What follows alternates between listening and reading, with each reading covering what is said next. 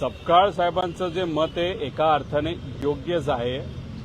काँग्रेसचं मत काय की अजितदादांच्या ऍक्सिडेंटच्या बाबतीत जे इन्व्हेस्टिगेशन आहे तर तपास ज्या पद्धतीने व्हायला पाहिजे, जसं की खरातच्या बाबतीत तपास चांगला चाललाय, चांगली गोष्ट आहे. पण त्याच्यामध्ये जर कमी वेळामध्ये खूप काही गोष्टी बाहेर आल्या, मग अजितदादा एवढे मोठे नेते असताना त्यांच्या मागे जर काही प्रमाणात दुर्लक्ष हे मुद्दामून केलं जात असेल का चुकून होत असेल, पण ते दुर्लक्ष करणं हे योग्य नाही. आणि बारामती ही जागा ही अजितदादांची हक्काची जागा होती. आज सुद्धा सुनित्रा काकी तिथं उभारल्या असल्या तरी अजितदादांकडे बघून त्यांना त्या ठिकाणी मतदान होणार आहे.